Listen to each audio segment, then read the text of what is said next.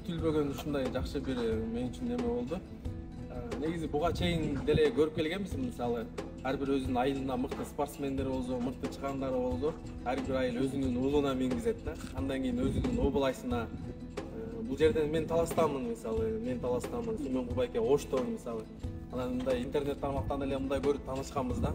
Бирок Байке өзү даанышмандыгын бардыгыбызга көрсөттү. Андан кийин Кудай буйрса ошондо биз бардыгыбыз кыргыз элибиз бирбиз, мындай бөлүнбөй бир жактан областан чыгандар болуп калса эле мындай иңбиспей деп мындай өзүмө адам ушул жерден негизи эми ат иңгизет деп ойлобойм, башка мындай көрүп Байкебизден опут алып, бул эми производство, бул эми өзүнчө бул мындай жаратмандык.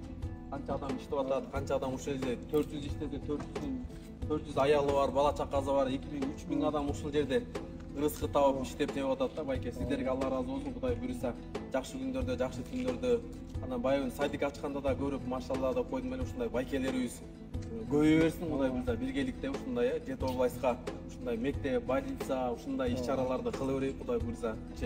Ишиңиздерге ийгилик, Аллах Таала мындан да көп Кудай буйрса ушундай ишкерлер көбөйө берсин, Кудай буйрса. Бая мен мамлекет мен үчүн эмне кылды эмес, мен мамлекет үчүн эмне кылдым деген инсандар көбөйсө, Сүмөн Кубайкенин атасы Байке жаш болсом дагы көп сыйлап, Дубайда да чоң болгонбуз, насаптарын айтып отурат, сиздин дуаңызды, батаңызды алып, Кудай буйрса иншалла жакшы күндөрдө, жакшы түндөрдө жолукканга насип этсин. Өзүңүз бир бата берип койсоңуз керек сөз сүйлөйм. Ким кандай ниет тилек максат кылса, Кудай Таала ошолордун баарын кабыл кыла берсин.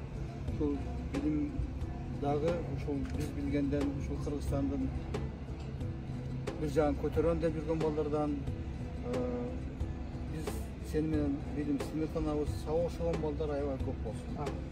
Сени тарбиялаган эне атаңа чоң рахмат.